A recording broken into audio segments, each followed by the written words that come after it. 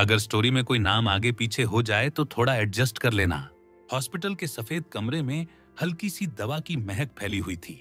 Doctor के साथ 2 नर्सें अंदर आईं तो लैला ने गहरी सांस ली। सब कुछ बहुत जल्दी हुआ। कुछ सवाल, कुछ टेस्ट, और फिर उन्होंने पुष्टि की कि हाँ, लैला का ब्लड ग्रुप वाकई AB नेगेटिव है। ठीक है मिस लैला, नर्स ने मुस्कुराते हुए कहा। थोड़ा सा दर्द लगेगा बस, फिर सब ठीक। लैला ने सिर हिलाया। आस्तीन ऊपर की ओर आंखें बंद कर लीं। कुछ सेकंड बाद सुई चुभी, ठंडी सी सनसनाहट बदन में फैल गई। ट्यूब के जरिए लाल तरल धीरे धीरे बोतल में उतरने लगा। वक्त जैसे थम गया हो। बस मॉनिटर की बीप और ड्रिप की टकटक सुनाई दे रही थी। 2 बोतल खून निकालने के बाद नर्स ने सुई खींची, पट्टी बांधी और मुस्कुराई। बस अब आप फ्री हैं। लैला ने उठने की कोशिश की, लेकिन जैसे जमीन हिल रही हो। आंखों के आगे धुंध छाने लगी। रूही ने घबराकर पूछा, लैला तू ठीक है ना? मैं ठीक हूं। लैला ने झूठ बोला, मगर आवाज थकी हुई और कमजोर थी। नर्स ने झट से उसकी हालत देख ली। ओह नहीं, शायद थोड़ा ज्यादा ब्लड निकल गया है। उसने तुरंत गिलास में हरा जूस और सेब के टुकड़े रखे और लैला के सामने रख दिए। ये पी लीजिए, थोड़ी एनर्जी आएगी। लैला ने धीरे से मुस्कुराते हुए धन्यवाद कहा और जूस के छोटे छोटे घूंट भरने लगी। कुछ ही देर में उसकी सांसें सामान्य होने लगीं। उसी वक्त ऑपरेशन थिएटर का लाल बल्ब जल उठा। अंदर सर्जरी शुरू हो गई थी। रूही वहीं कुर्सी पर बैठ गई, नाखून चबाते हुए, पैर हिलाते हुए, घबराहट में खुद से बातें करते हुए। लैला ने उसका चेहरा देखा। इतना बेचैन चेहरा उसने शायद ही कभी देखा होगा। वह जानती थी रूही को किसी और चीज से नहीं, बल्कि खोने के डर से डर लगता है।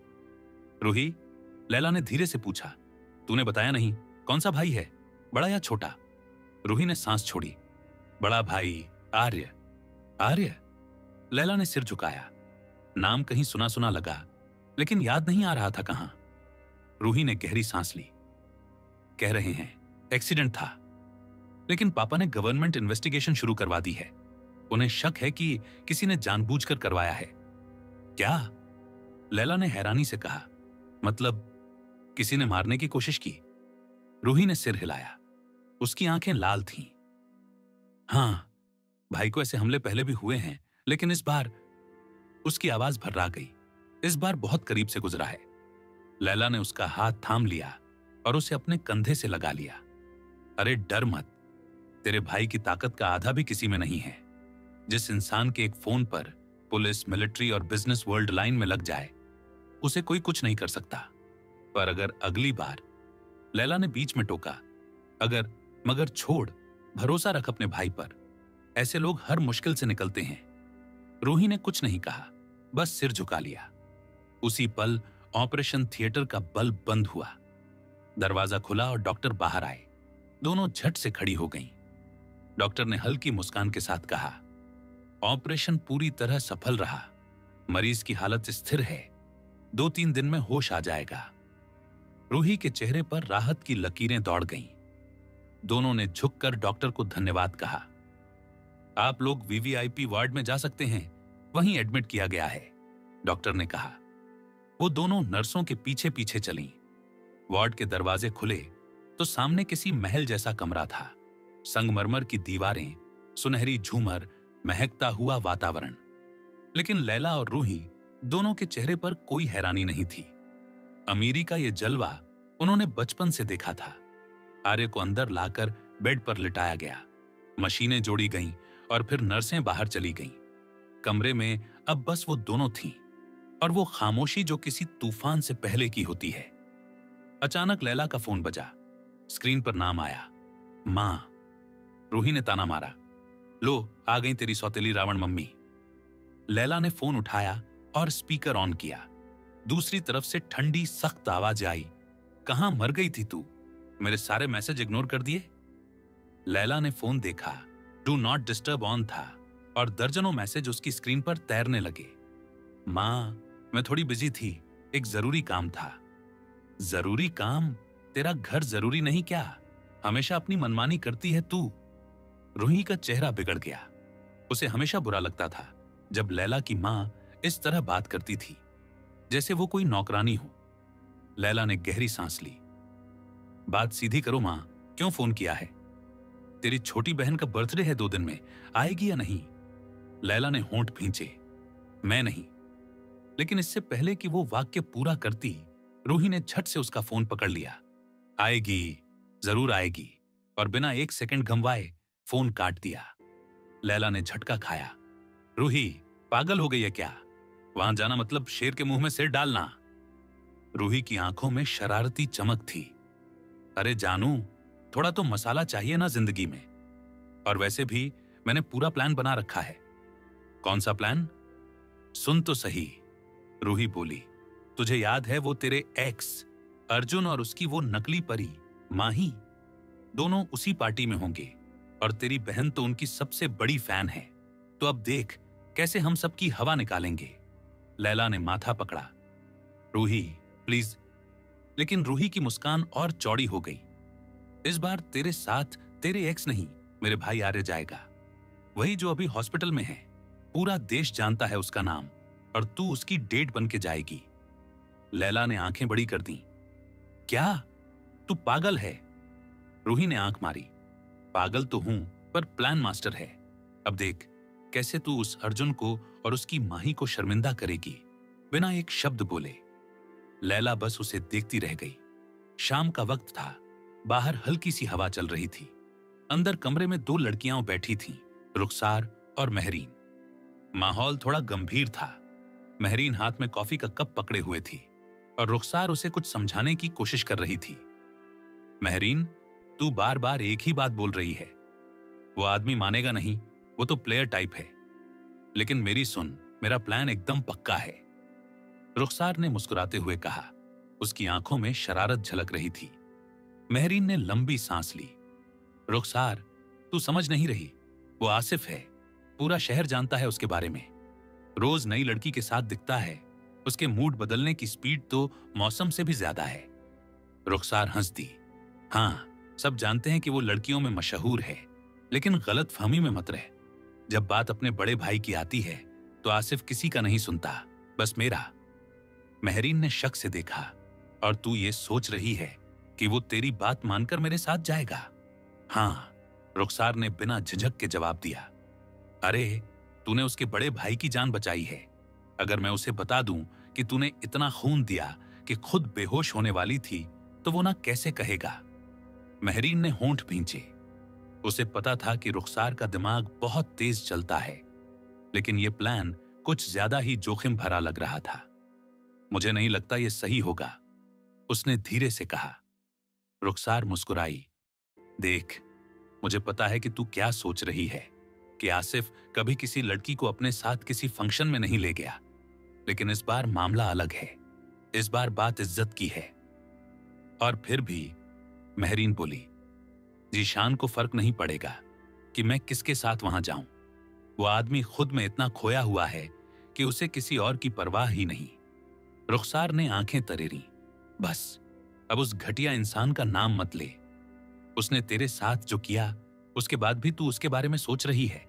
अब वक्त है कि उसे दिखा दे कि तू उसके बिना भी चमकती है। महरीन कुछ पल चुप रही।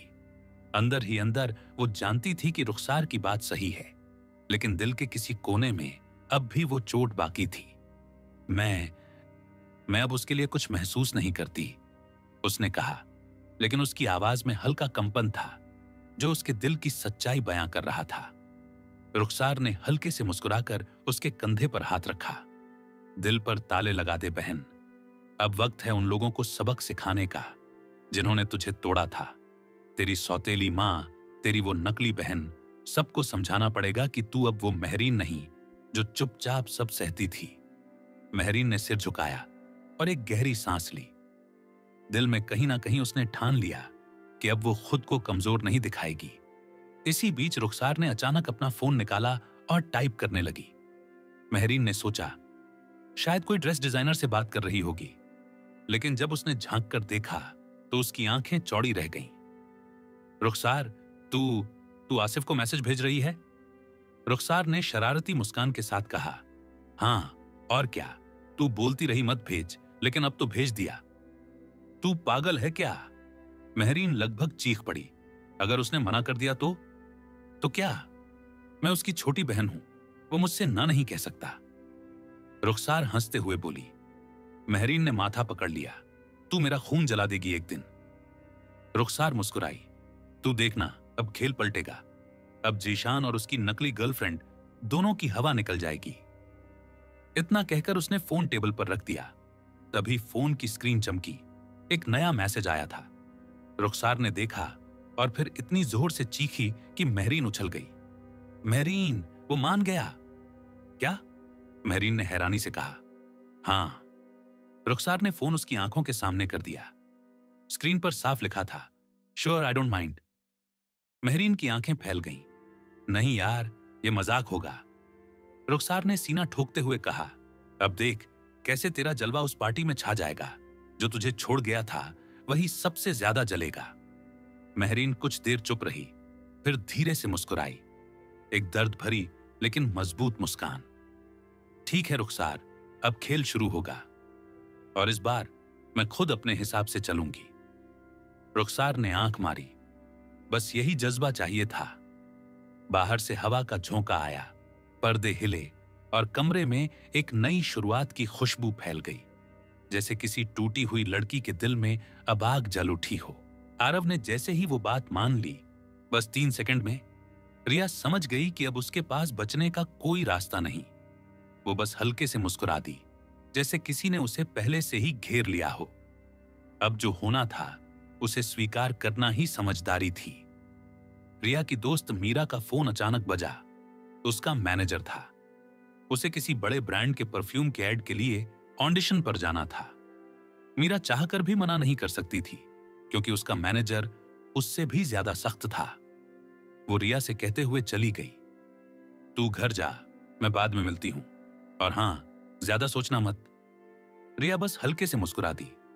कभी कभी उसे हंसी आती थी मीरा की चिपकू हरकतों पर। बचपन से दोनों ऐसी ही थीं, एक दूसरे से चिपकी हुई। जब मीरा चली गई, रिया अस्पताल के बाहर निकली। दोपहर का वक्त था, सूरज चमक रहा था और हवा में हल्की सी ठंडक थी। घड़ी देखी, बस 2 बजे थे। आज दादाजी से कोई मीटिंग नहीं थी, न कोई जरूरी काम। तो उसने सोचा, चलो थोड़ा शहर घूम लिया जाए। रिया यूं ही सड़कों पर चलती रही। कभी किसी दुकान की विंडो में झांकती, कभी किसी कैफे में कॉफी पीती, फिर एक छोटी सी किताबों की दुकान पर रुक गई। वो किताबों में खो गई थी। वक्त का पता ही नहीं चला। जब बाहर निकली, आसमान गुलाबी होने लगा था। सूरज डूब रहा था और सड़क पर पीली रोशनी फैल चुकी थी। घड़ी में देखा, शाम के 6 बज चुके थे। वो चौंक गई कि इतने घूमने के बाद भी वो उसी इलाके में थी, सिटी हॉस्पिटल के सामने। उसने मन ही मन हंसी। शायद किस्मत भी चाहती है मैं यहीं के आसपास रहूं। वो अब घर जाने के लिए कैब बुलाने ही वाली थी कि उसकी नजर एक बूढ़ी दादी पर पड़ी। दादी एक छोटी सी ठेले पर सब्जियां बेच रही थीं, लेकिन उनका ठेला लगभग भरा हुआ था। शायद आज उनका ज्यादा सामान बिका ही नहीं था। रिया का दिल कुछ पिघल गया। वो पास के स्टोर में गई, हाथ गरम रखने वाला पैकेट खरीदा और फिर दादी के पास पहुंची। नमस्ते दादी, उसने बड़ी नरमी से कहा। दादी ने मुस्कुराते हुए जवाब दिया, नमस्ते बेटा, भगवान भला करे तेरा। रिया ने ठेले पर नजर डाली। ताजी सब्जियां थीं, बड़ी मेहनत से उगाई हुई। दादी, ये लीजिए, ठंड बहुत है, हाथ गर्म हो जाएंगे। उसने वो पैकेट दादी के हाथ में रख दिया। दादी की आंखों में चमक सी आ गई। अरे वाह बेटा, अब भी अच्छे लोग हैं इस दुनिया में। आजकल के बच्चे तो मोबाइल में ही गुम रहते हैं। वो हंसी और बोली, ले, इसमें मैं 2-4 हरी मिर्च और धनिया फ्री दे देती हूं। रिया बोली, अरे दादी, रहने दीजिए, इसकी क्या जरूरत है। लेकिन दादी तो पहले ही रख चुकी थी। बेटा, दुआओं की कोई कीमत नहीं होती, दादी ने मुस्कुराते हुए कहा। रिया ने सोचा, क्यों ना थोड़ा और ले लिया जाए। सब्जियों की कीमत भी वाजिब थी और दादी बहुत ईमानदारी से बेच रही थी। दादी हंसते हुए बोली, बेटा, इतना सब्जी तो तू अकेली नहीं खा पाएगी। घर में कितने लोग हैं? रिया थोड़ी झेंप गई। कोई नहीं दादी, बस मैं ही हूं, मुझे बस सब्जियां बहुत पसंद हैं। उसकी बात सुनकर वो खुद ही मुस्कुरा दी। कभी वो भी किसी को अपना कहती थी, घर, परिवार, अपना कोई, पर अब वो सब बस याद बनकर रह गया था। उसने तुरंत नजरें झुका लीं ताकि वो दर्द फिर से बाहर ना आ जाए। मेरे दादाजी को गांव की चीजें बहुत पसंद हैं। कहते हैं शहर की सब्जियां में जान नहीं होती। दादी बोली, सही कहते हैं बेटा, धरती की खुशबू में ही असली स्वाद है।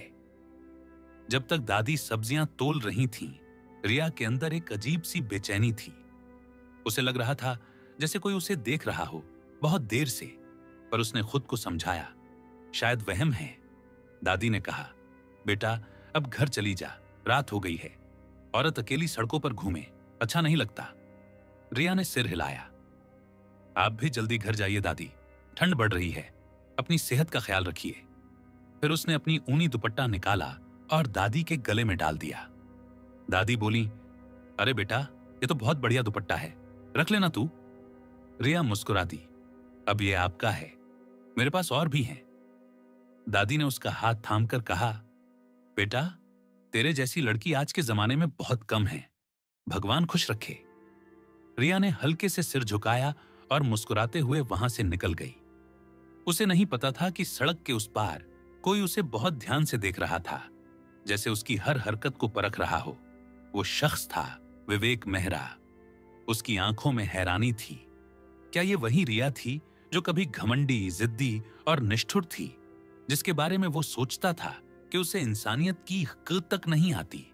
वो बगल में खड़ा सिगरेट का आखिरी कश खींचता है और फिर उसे पैर से मसल देता है। वो असल में अस्पताल आया था क्योंकि उसे खबर मिली थी कि यश मल्होत्रा यानी शहर का बड़ा कारोबारी एक एक्सीडेंट में घायल हो गया है। पर रिया को देखकर उसके कदम ठहर गए थे।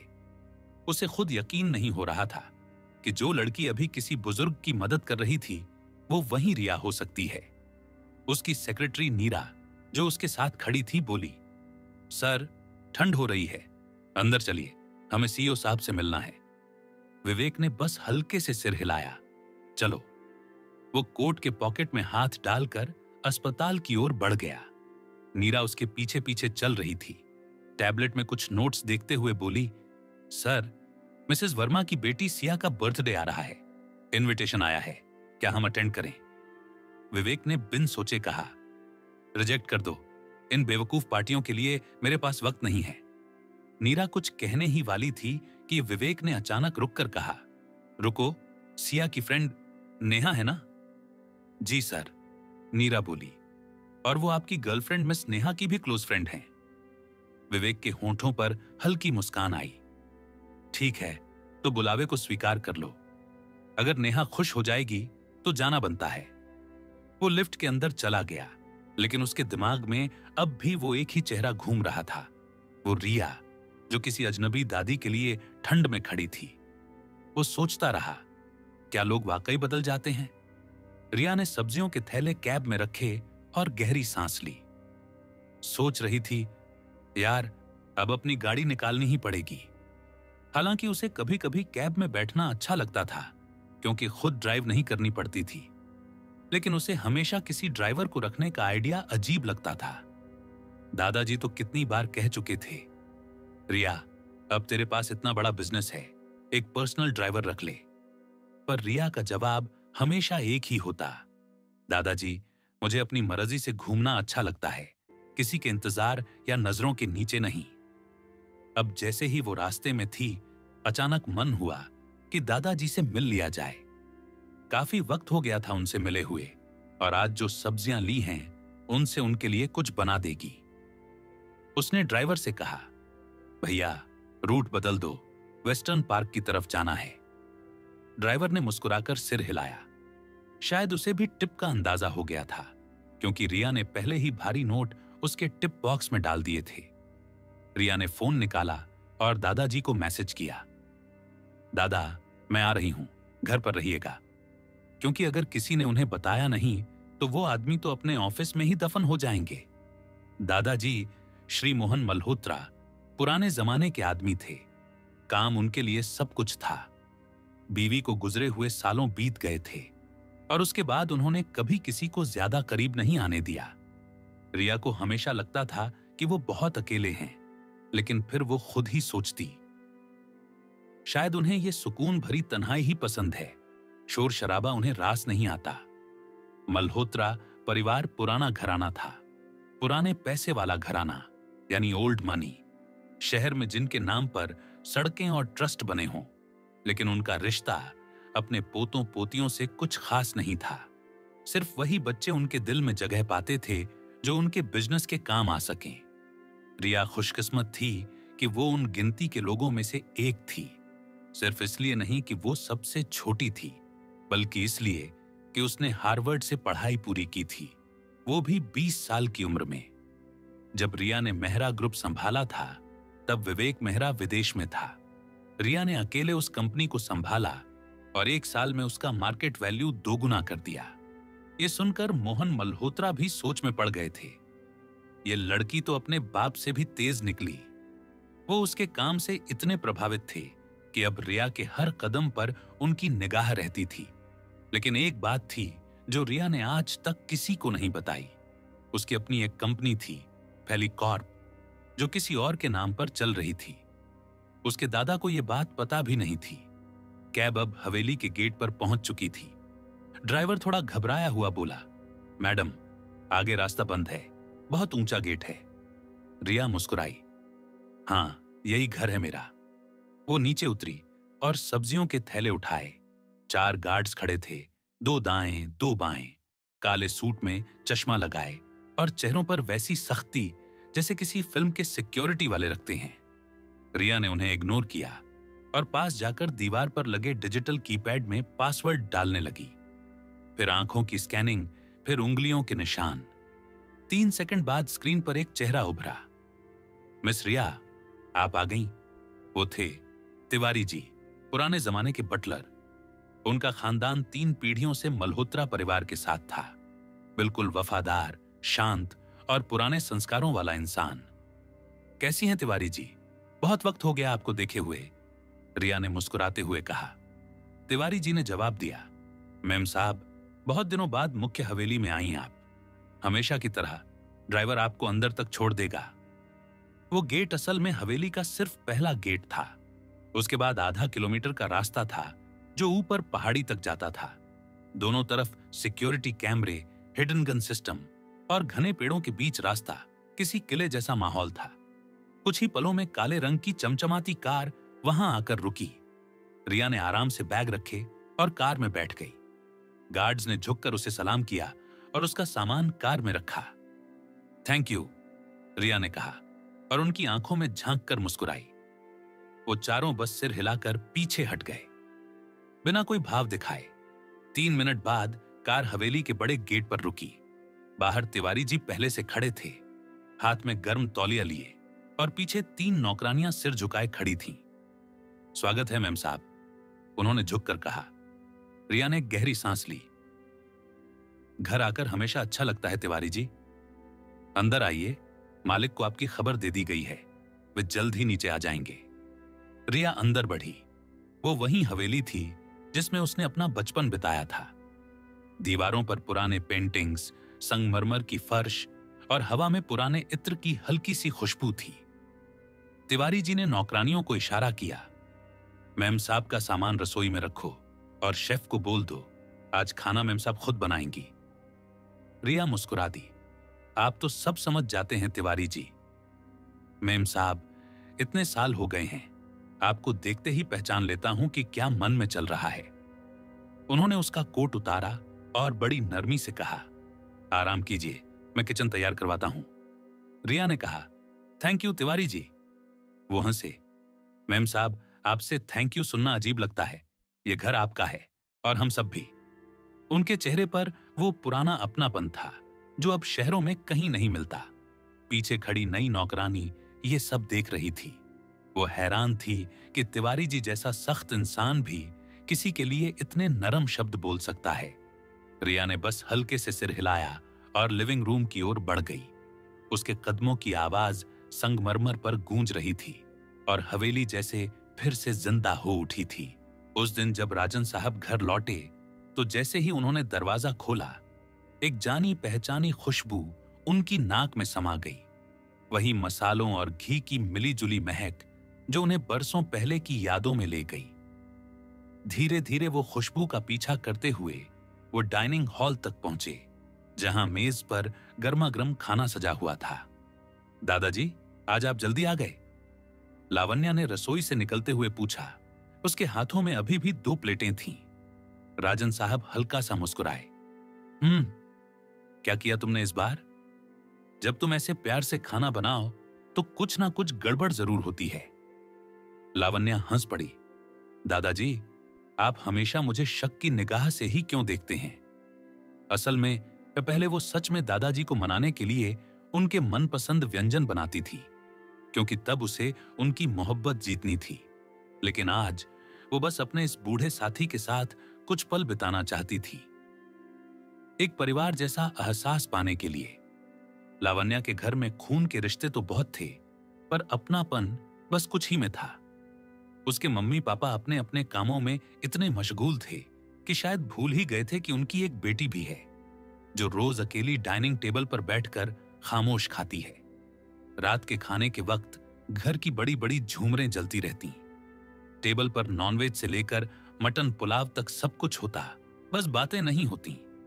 कभी कभी वो चम्मच से थाली पर टकटक करती ताकि सन्नाटा टूट जाए, लेकिन जवाब में बस सन्नाटे की गूंज ही लौटती। उसने बचपन से रंगों की जगह सिर्फ काले सफेद चेहरे देखे थे, नकली मुस्कुराहटें, झूठी शान और वो प्यार जो सिर्फ दिखावे का था। राजन साहब कुर्सी पर बैठते हुए बोले, देखो लावण्या, मैं हमेशा बुरा सोचता हूं ताकि अच्छा आने पर हैरान ना हो जाऊं।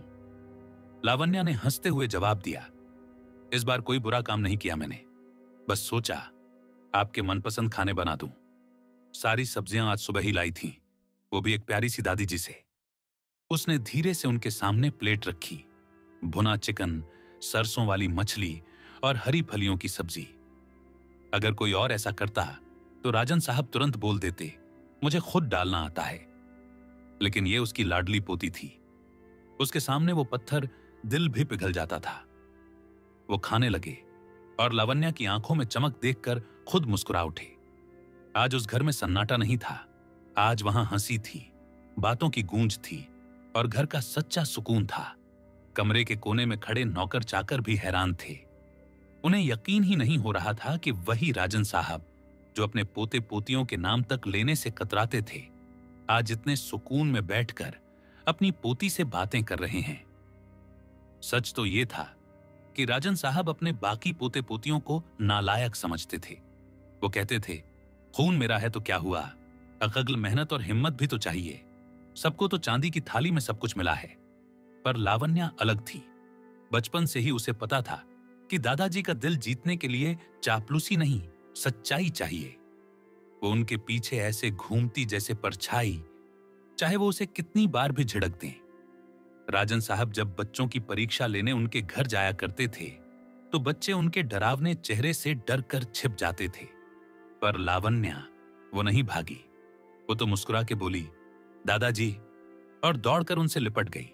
पहले तो राजन साहब सख्त हो गए, पीछे हट गए, लेकिन वो नन्ही सी बच्ची बार बार पीछे पीछे दौड़ी, गिरती, उठती, फिर दौड़ती, और आखिरकार उस बूढ़े दिल में भी एक कोना उसके लिए खुल गया। 6 साल की उम्र में उन्होंने उसका IQ टेस्ट करवाया और रिजल्ट देखकर उनकी आंखें फटी की फटी रह गईं। इस बच्ची में तो आग है, उन्होंने कहा था। वो वही आग थी जिसने उसे छोटी उम्र में ही बड़ा बना दिया। स्कूल, कॉलेज, हर जगह वो अव्वल। और जब बाकी लड़कियां पार्टी और फैशन में डूबी थीं, लावण्या ने दादाजी का कारोबार संभालना शुरू कर दिया। दफ्तर में कागजों के ढेर के नीचे दबी वो दिन रात काम करती रहती। उसके अक्लमंद दिमाग ने कारोबार को कई गुना बढ़ा दिया। राजन साहब को लगता था, ये लड़की तो मेरा नाम रोशन करेगी। मगर फिर कुछ ऐसा हुआ जिसने लावण्या की रोशनी बुझा दी।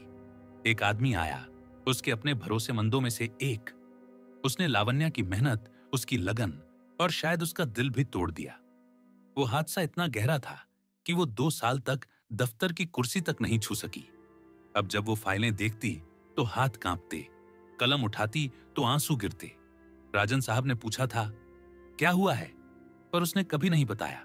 शायद उसे डर था कि अगर उसने बताया तो वो जो टूटा था, वो रिश्ता, वो भरोसा, वो विश्वास फिर कभी जुड़ नहीं पाएगा। उस रात जब दोनों साथ बैठे थे, बाहर हल्की बारिश हो रही थी और अंदर मेज पर गर्म चाय की भाप उड़ रही थी।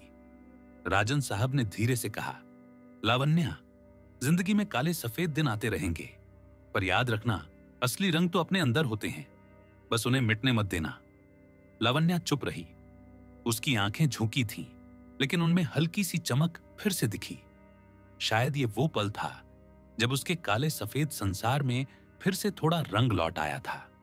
उस रात दादाजी के साथ खाना खाकर जब लावण्या अपने फ्लैट वापस लौटी तो मन में बस एक ही राहत थी। आज फिर से उन्होंने उसे अपने साथ जबरदस्ती मुख्य हवेली में रहने के लिए नहीं मनाया। हर बार की तरह आज भी राजन साहब कहते रहे, बेटा, अकेली लड़की इतनी दूर शहर के उस पार क्यों रह रही है? यहां हवेली में पूरा स्टाफ है, सुरक्षा है। लेकिन लावण्या मुस्कुरा के टाल गई थी। दादाजी, मुझे अब अकेले रहना अच्छा लगता है, वहां सुकून है। घर पहुंचते ही उसने अपने ऊंचे ऊंचे हील्स उतारे और सीधा बिस्तर पर गिर गई। पूरा दिन लंबा था, मीटिंग्स, बातचीत और फिर दादाजी का वही प्यार भरा डांटना। बस अब आंखें बंद करके कुछ देर सुकून चाहिए था। लेकिन तभी ट्रिन ट्रिन फोन बजा। आंखें मुश्किल से खुली, हाथ किसी तरह पर्स तक गया और बिना देखे उसने कॉल उठा ली। हेलो, कौन? आवाज में नींद अब भी थी। लावण्या, जाग रही हो? दूसरी तरफ से आवाज आई, थोड़ी कांपती हुई, जैसे किसी डर के बीच से निकल रही हो। वो रुचि थी, उसकी बचपन की सबसे करीबी दोस्त। नींद एक झटके में गायब हो गई। लावण्या उठ बैठी। क्या हुआ रुचि, सब ठीक है ना? आरव ठीक है? हाँ, आरव तो ठीक है, लेकिन मम्मी पापा बहुत परेशान हैं। उसकी आवाज धीमी थी। वो कह रहे थे कि जिसने आरव पर हमला किया था वो आदमी अभी तक पकड़ा नहीं गया। पुलिस के सारे कैमरे उस वक्त बंद थे, कोई फुटेज नहीं मिली। लावण्या की भौहें सिकुड़ गईं। मतलब उसने इतनी प्लानिंग की थी कि सीसीटी तक कट गए? ऐसा कोई मामूली गुंडा नहीं हो सकता। वो तुरंत उठकर लैपटॉप ऑन करने लगी। रुचि ने गहरी सांस ली। हाँ, पापा तो कह रहे थे कि अब कुछ प्राइवेट हैकर्स को लगाना पड़ेगा, लेकिन उन्हें डर है कि मीडिया को अगर भनक लगी तो मामला और बिगड़ जाएगा। आरव कह रहा था कि अपने पुराने अंडरवर्ल्ड कॉन्टैक्ट्स यूज कर ले, पर मम्मी पापा ने सख्त मना कर दिया। उन्हें डर है कि कहीं फिर पुरानी बातें ना उभर आईं। लावण्या कुछ पल चुप रही। उसे याद आया, रुचि का परिवार, जो आज बड़े कारोबारी घराने में गिना जाता था, कभी शहर के सबसे खतरनाक नीचे की दुनिया का हिस्सा था। उसके दादा के जमाने में जब नाम चलता था तो लोग आंखें झुका लेते थे। खून, पैसा और सत्ता तीनों एक साथ चलती थीं। पर फिर एक दिन उनके पिता ने सब कुछ छोड़कर साफ सुथरा व्यापार शुरू किया और उस दुनिया से निकल आए। लेकिन आरव, रुचि का बड़ा भाई, वो पिता की तरह नहीं था। उसने बचपन से ही दादा के साथ बैठकर उस अंधेरी दुनिया के असली नियम सीखे थे। या तो तू शिकार करेगा या फिर तू खुद शिकार बनेगा। और अब वही आरव अपने पिता के कारोबार का संभालक था, पर जमीन के नीचे का राज भी उसी के हाथ में था। लावण्या ने लैपटॉप खोलते हुए कहा, ठीक है, मैं मिन्हाज से बात करती हूं, वो शायद कुछ कर पाए। रुचि की आंखें चौंधियां उठी। अरे हां, मिन्हाज, मैं तो भूल ही गई थी उसके बारे में। वो तो किसी मशीन से कम नहीं था।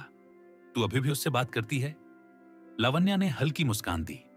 इतनी नहीं जितनी पहले, लेकिन हां, जरूरत पड़े तो वो हमेशा मौजूद रहता है।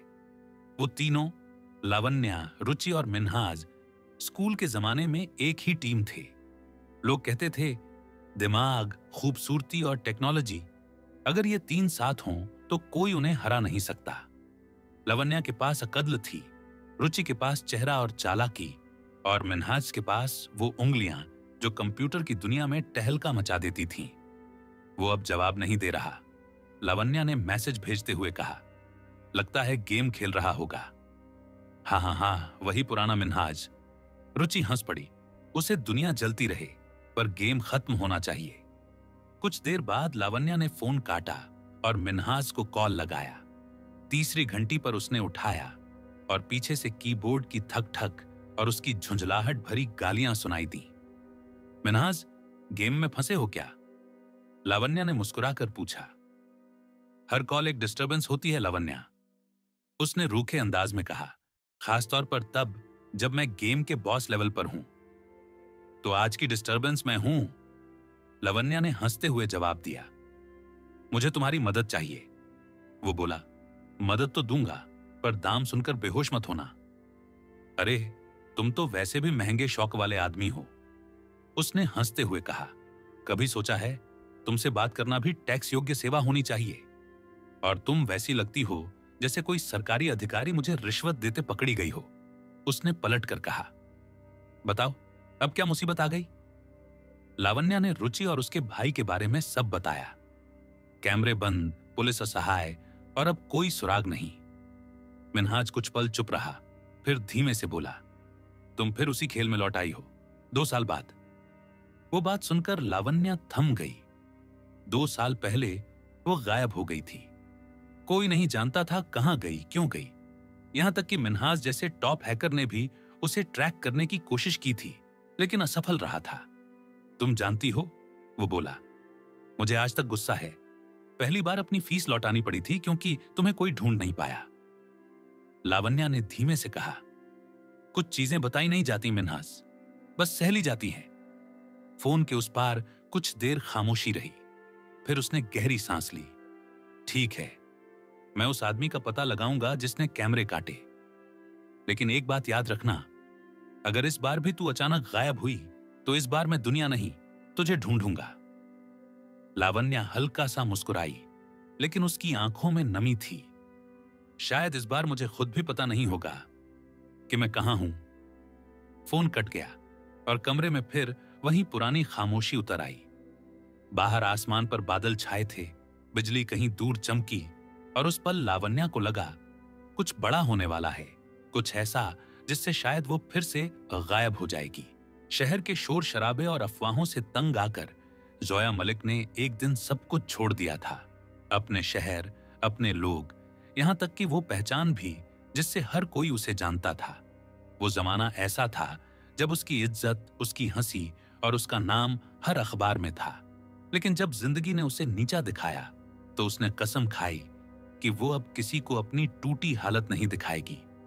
2 साल, पूरे 2 साल तक कोई उसका सुराग नहीं ढूंढ पाया।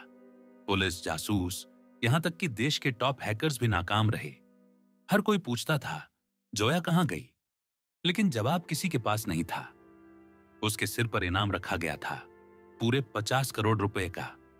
सोचो, किसी जिंदा इंसान की तलाश ऐसे हो जैसे वो कोई खजाना हो।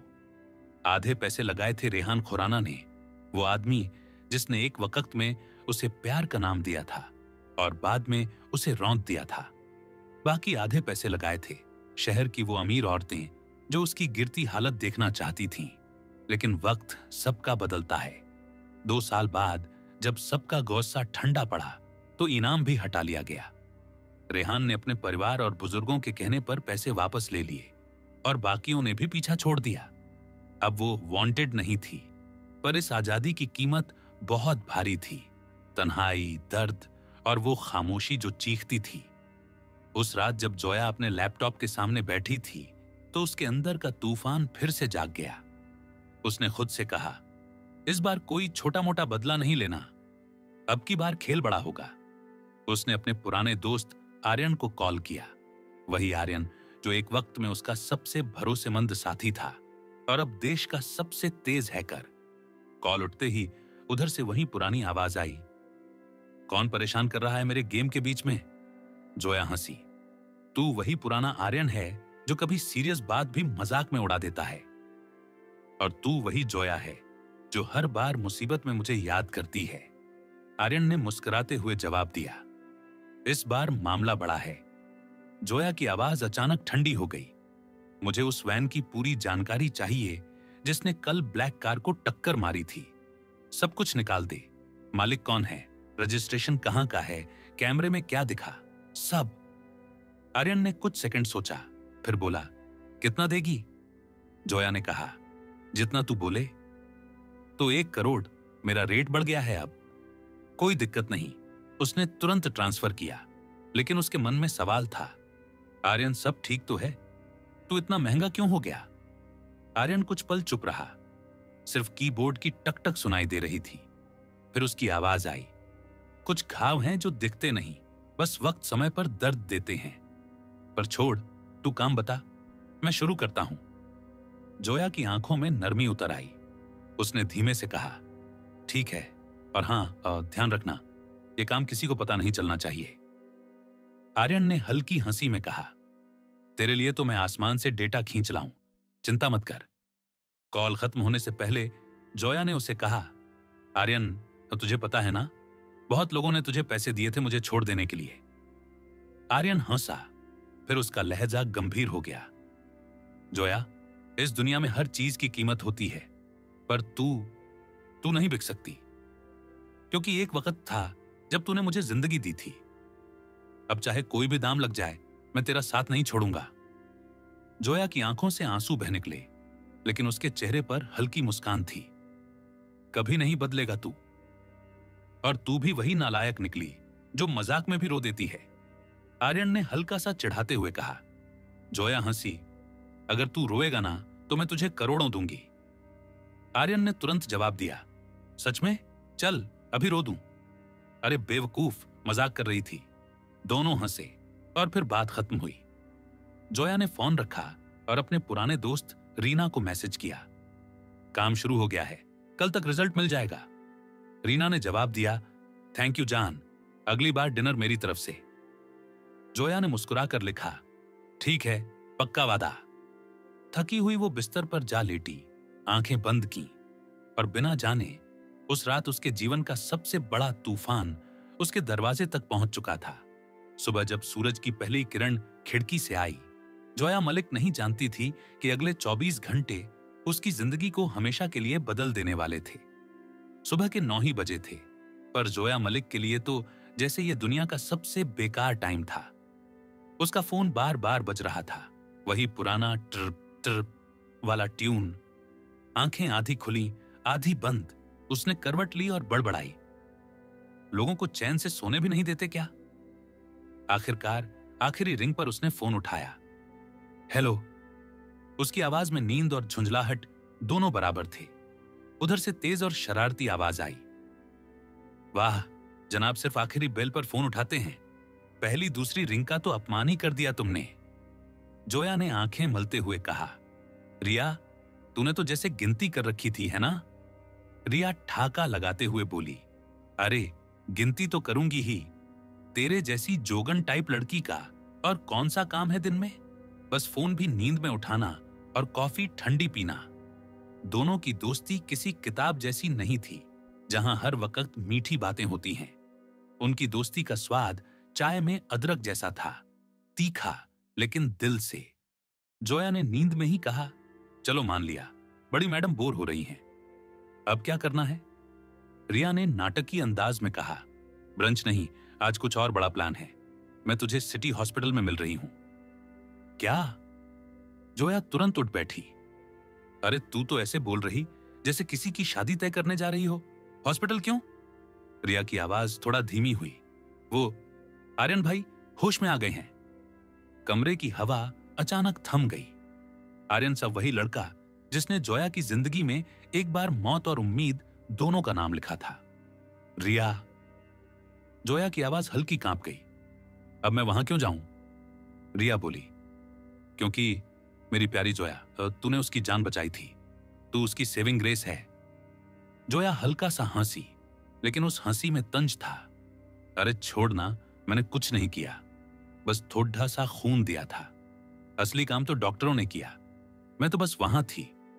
नहीं, रिया ने जिद की, अगर तू उस वक्त हॉस्पिटल नहीं पहुंचती तो डॉक्टर कुछ नहीं कर पाते। तू पहले पहुंची थी, डॉक्टर बाद में, समझी?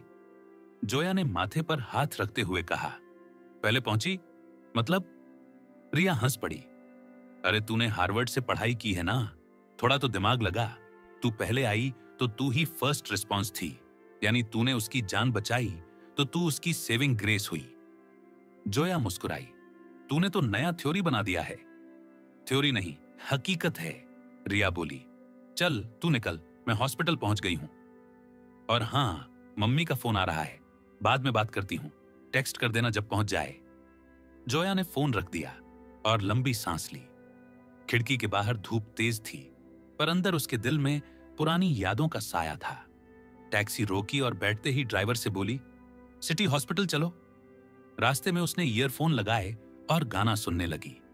उसकी पसंद वही पुरानी थी, शायरी और दर्द से लिपटी धुनें। गाने की लाइनें कानों में उतर रही थीं। बादलों के नीचे एक सफेद चांद मुस्कुराता है, पास की बेलें उसे खींचती हैं। एक लड़की सफेद कपड़ों में खेतों से गुजरती है और एक आदमी काले साए में उसी की तरफ दौड़ता है। जोया की आंखें बंद हो गईं। हर शब्द उसे किसी पुराने मंजर में ले जा रहा था। वही रात जब आर्यन खून से लथपथ उसकी गोद में पड़ा था। हॉस्पिटल की सीढ़ियों पर भागती हुई वो, उसके चेहरे की बेरंग सांसें, सब फिर से याद आ गया। ड्राइवर ने धीरे से कहा, मैडम पहुंच गए? जोया ने आंखें खोलीं, किराया दिया और हॉस्पिटल के गेट की ओर बढ़ी। हर कदम के साथ उसका दिल धड़क रहा था, जैसे किसी अनजाने डर की दस्तक हो। लिफ्ट के शीशे में उसने खुद को देखा, थकी पर मजबूत, जैसे जिंदगी ने उसे कई बार तोड़ा, लेकिन वो हर बार और तेज बनकर लौटी। फोन में रिया का मैसेज आया, कमरे नंबर 502, मैं अंदर हूं। जोया ने एक गहरी सांस ली और दरवाजे की ओर बढ़ी। बाहर का बोर्ड चमक रहा था, आईसीयू, प्राइवेट रूम। उसने दरवाजा धीरे से खोला। कमरे में हल्की एंटीसेप्टिक की गंध थी। मशीनों की बीप बीप आवाज गूंज रही थी। बिस्तर पर लेटा आर्यन अब भी थोड़ा कमजोर लग रहा था, पर उसकी सांसें स्थिर थीं। रिया कुर्सी पर बैठी मुस्कुरा रही थी। देख, तेरी ही वजह से वो जिंदा है। जोया ने कुछ नहीं कहा, बस धीरे से आगे बढ़कर उसके पास बैठ गई। आर्यन की उंगलियां हिलीं, जैसे वो किसी सपने में उसे पहचान रहा हो। जोया के होठों पर हल्की मुस्कान आई। अब शायद मुझे समझ आया कि कभी कभी खून देने से सिर्फ शरीर नहीं, रूहें भी जुड़ जाती हैं। रिया ने मुस्कुराकर कहा, कहा था ना, तू उसकी सेविंग ग्रेस है। जोया ने कोई जवाब नहीं दिया, बस खिड़की से आती धूप में आर्यन के चेहरे की चमक देखती रही, जैसे जिंदगी उसे एक और मौका दे रही थी। कहानी का एक और मोड़ और शायद एक नया सफर शुरू हो चुका था। टैक्सी के अंदर हल्की हल्की ठंडी हवा चल रही थी। बाहर की सड़कों पर धूप का उजाला फैला था, लेकिन टैक्सी के भीतर एक अजीब सुकून था। बस इंजन की हल्की गड़गड़ाहट और पीछे सीट पर बैठी रिया की धीमी धीमी गुनगुनाहट। ड्राइवर ने रियरव्यू मिरर से झांक कर मुस्कुराते हुए कहा, मैडम बहुत प्यारा गाना गा रही हैं आप। रिया हल्की सी मुस्कुराई, धन्यवाद, ये नया शर्मा के नए एल्बम का गाना है। ड्राइवर ने भौहें चढ़ाईं। नया शर्मा, वही ना जो अपने पति की रखैल को सड़क पर खींचकर पीट दी थी। उसने मन ही मन सोचा। पूरे इंटरनेट पर उसी दिन की वीडियो चल रही थी।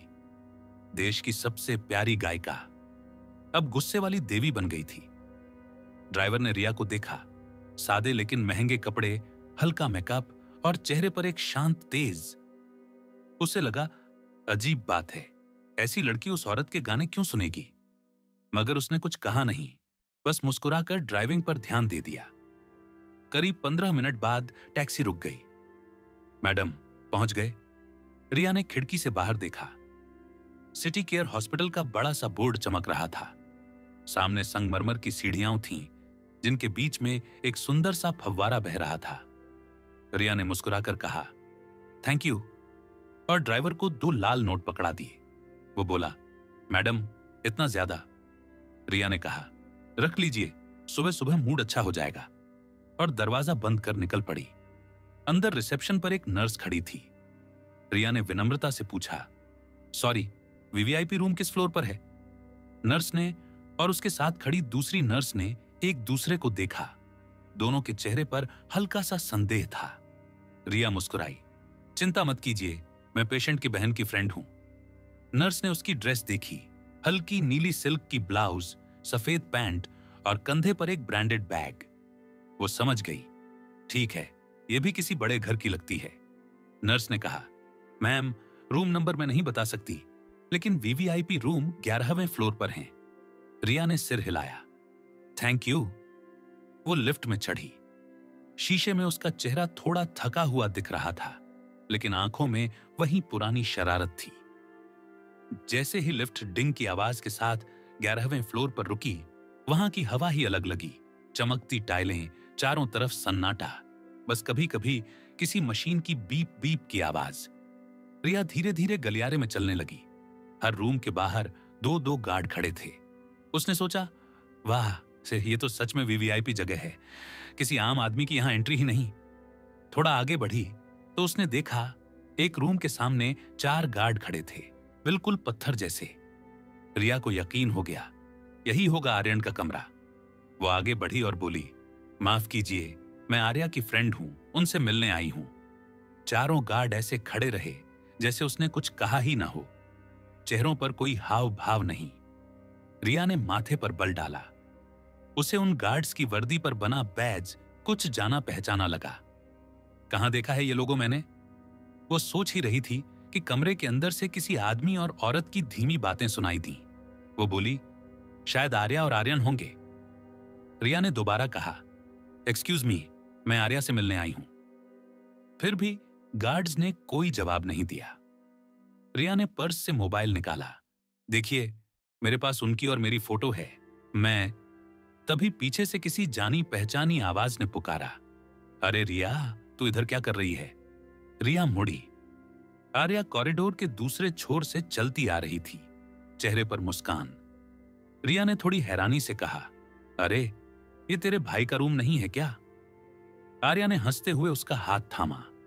नहीं पगली, मेरे भाई का रूम तो दूसरी साइड में है। रिया हंस पड़ी। ओह, फिर तो मुझसे गलती हो गई। उसने उन चारों गार्ड्स को मुस्कुराकर सॉरी कहा। लेकिन जब वो मुड़ी, उसने देखा कि आर्या के चेहरे पर एक पल के लिए कुछ बदला था, जैसे कोई बात उसे अंदर तक खटक गई हो। रिया ने ध्यान नहीं दिया।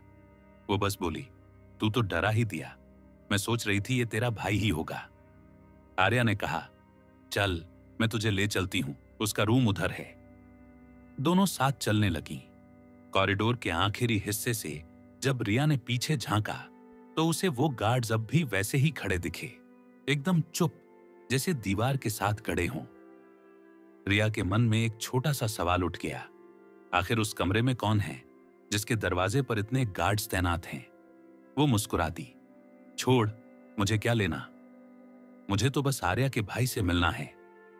लेकिन अंदर कहीं ना कहीं एक बेचैनी रह गई, एक ऐसा रहस्य जो उस 11वें फ्लोर की हवा में तैर रहा था। रिया आर्या के पीछे पीछे हॉस्पिटल के लंबे गलियारों से गुजर रही थी। सामने हर 10 कदम पर एक सिक्योरिटी गार्ड खड़ा था, छाती तानी हुई, आंखें सामने खड़ी हुई। रिया ने मन ही मन कहा, भाई वाह, लगता है इन बॉडीगार्ड वालों की तो चांदी है, हर बड़े घर में दर्जनों रखे हैं। आर्या जैसे ही आगे बढ़ी, गार्ड्स ने बिना कुछ पूछे रास्ता खोल दिया। शायद वो सब उसे पहचानते थे। रिया बस उनके पीछे पीछे चुपचाप चलती रही। जैसे ही कमरे का दरवाजा खुला, अंदर से ठंडी हवा का झोंका निकला, जैसे किसी ने सर्दियों की सुबह का दरवाजा खोल दिया हो। रिया अनायास कांप गई। उसकी नजर जैसे ही कमरे में गई, उसकी सांसें थम गईं। सामने आर्यन बैठा था, लंबा चौड़ा कंधा, चेहरा जैसे किसी पत्थर से तराशा गया हो। आंखें इतनी गहरी कि लगता था जैसे उनमें डूब जाओ तो वापस निकलना मुश्किल हो। होंठ पतले, नाक ऊंची और जबड़ा ऐसा कि शीशा काट दे। उसकी आंखों में ऐसा ठंडापन था कि रिया को लगा जैसे कोई सर्द हवा सीधे उसके दिल पर लग गई हो। रिया के होंठ सूख गए। हे भगवान, ये तो फोटो से भी ज्यादा डरावना है। आर्या ने अंदर आते ही बोला, भाई अब ये कौन सा गुस्सा पाले बैठे हो? उसने पर्स टेबल पर रख दिया। आर्यन ने तमतमाई नजरों से देखा, शायद इन बेकार की हथकड़ियों की वजह से। रिया का ध्यान गया। उसके दोनों हाथों में धातु की हथकड़ी बंधी थी, लेकिन उसकी आवाज वो उम्मीद के उलट थी, न तेज न रूखी, बल्कि गहरी और मुलायम, जैसे पुराने रेडियो पर बजती कोई धीमी धुन। रिया वहीं दरवाजे के पास ठिठक गई। अंदर जाने का मन भी नहीं कर रहा था, लेकिन पीछे लौटना भी अजीब लगता। वो सोचने लगी, लोग शायद इसी को कहते हैं तूफान से पहले की शांति। आर्या ने धीमे से कहा, अगर मैं तुझे हथकड़ी में नहीं रखती तो तू भाग जाता। तेरी तबीयत ठीक नहीं है, डॉक्टर ने मना किया है बाहर निकलने से। आर्यन की नजर उसकी बहन पर पड़ी। वो नजरिया ऐसा था कि कोई भी कमजोर दिल वाला वहीं जम जाए। मैं बिल्कुल ठीक हूं, मुझे किसी की देखभाल की जरूरत नहीं। हथकड़ी खोलो, उसने ठंडी आवाज में कहा। नहीं खोलूंगी, आर्या ने जिद से जवाब दिया। कमरे का तापमान जैसे और नीचे गिर गया। रिया के बदन में सिहरन दौड़ गई। ये कोई विनती नहीं थी, हुक्म था। आर्यन बोला। उसकी आवाज में ऐसा सन्नाटा था कि हवा तक थम गई। रिया को अपनी दोस्त की झिझक साफ दिख रही थी। वो बोली, इतना रूखा मत बोलो, वो तेरी भलाई के लिए ही कर रही है। आर्यन की नजर तुरंत रिया पर पड़ी। वो चौंका नहीं। उसके चेहरे पर वो नजर थी जैसे वो पहले से जानता हो कि रिया यहां आने वाली है। वो रिया के बारे में सब जानता था, उसकी पुरानी सगाई, उसका बैकग्राउंड, सब कुछ। उसे आदत थी अपनी बहन के हर दोस्त की जानकारी रखने की। लेकिन उसने ये नहीं सोचा था कि ये लड़की इतनी हिम्मती होगी। सामने खड़े होकर आंखों में आंखें डालने की हिम्मत बहुत कम में होती है। वो सोचने लगा, आखिर ये है कौन? बाकी औरतों जैसी तो नहीं लगती, पर डरती भी नहीं। अजीब है। रिया उसकी आंखों में झांक रही थी, बिना डरे, बिना झिझके। वो उन निगाहों की आदी थी। दुनिया में कितने ही अमीर घर की औरतें उससे ईर्ष्या से जलती थीं, तो ऐसे घूरने वाले चेहरे वो बहुत देख चुकी थी। आर्यन ने ठंडे लहजे में कहा, मैंने तुम्हें इस बातचीत में बुलाया नहीं, बाहर जाओ। रिया ने कमर पर हाथ रखकर जवाब दिया, तो क्या हुआ, मैं खुद चली आई हूं। आर्यन ने हल्की हंसी दी, मगर वो हंसी नर्म नहीं, ताने भरी थी। तुम्हारे पास कौन सा हक है इस बात में बोलने का? रिया ने भी पलट कर कहा, मैंने तुम्हारा खून बचाने के लिए अपना खून दिया है, कुछ तो हक बनता है मेरा। वो एक पल को रुक गया। क्या तुमने? हाँ, मैंने। नहीं तो मैं यहां झांकने क्यों आती? रिया ने हाथ बांध लिए। मुझे तो चक्कर आ गए थे, फिर भी खून दिया, और तुम हो कि खुद को कमरे में कैद किए बैठे हो। आर्यन के मन में जैसे कोई गलत फहमी पल गई। उसे लगा, ओह, तो यही चाहती है इनाम। वो हंसा, मगर वो हंसी ठंडी थी। ठीक है, अगर इनाम चाहिए तो ले लो। आर्या, मेरा चेकबुक दो। आर्या हक्की बक्की रह गई। भाई, तू चेकबुक साथ रखता है? हाँ, क्यों नहीं, वो बोला, और अपनी कोट की जेब से एक लेदर की किताब निकाली। रिया को देखकर उसके चेहरे पर घृणा उतर आई। उसने पन्ना पलटा, साइन किया और कागज उसकी ओर बढ़ाया। लो, जितने जीरो चाहो लगा लो, आखिर औरतें यही तो चाहती हैं। रिया के चेहरे का रंग बदल गया। उसके अंदर कुछ टूट गया। शायद वो उम्मीद कि कोई उसे अलग नजर से देखेगा। उसने वो कागज झपट लिया, पेन उठाया और 7 जीरो लिख दिए। आर्यन ने ठंडी आवाज में कहा, अब निकलो। रिया ने मुस्कुराते हुए पेन नीचे रखा और उसी पल उसने वो कागज फाड़कर हवा में उड़ा दिया। कागज के टुकड़े उड़कर सीधे आर्यन के चेहरे पर गिरे। सफेद कतरने जैसे उसके गुस्से को और भड़का रही थीं। पूरा कमरा सन्नाटे में डूब गया। आर्या को ऐसा लगा जैसे तापमान माइनस में चला गया हो। उसकी उंगलियां ठंडी पड़ गईं। आर्यन की आंखें अब पूरी तरह बर्फ बन चुकी थीं। उसने कहा, बहुत हिम्मत है तुम में। रिया ने कहा, हिम्मत नहीं, तेरी औकात दिखाने आई थी। उसने पर्स खोला और एक झटके में नोटों की गड्डियां हवा में उछाल दी। कमरे में जैसे पैसों की बारिश हो गई। सैकड़ों नोट उड़ते हुए आर्यन पर, उसके बिस्तर पर गिरने लगे, जैसे किसी बार डांसर पर ग्राहक पैसे उछालते हैं। आर्या ने मुंह पर हाथ रख लिया। ओह माय गॉड, अब तो खेल पलट गया। रिया ने झुककर कहा, मुझे तेरे पैसे की नहीं, तेरी इंसानियत की जरूरत थी, जो तेरे अंदर बची ही नहीं। और फिर बिना पीछे देखे दरवाजा धकेला और बाहर निकल गई। पीछे आर्यन चुप बैठा था। पैसों के टुकड़े उसके गले और बालों में फंसे थे और कमरे की हवा में बस रिया की बात गूंज रही थी, तेरी औकात दिखाने आई थी।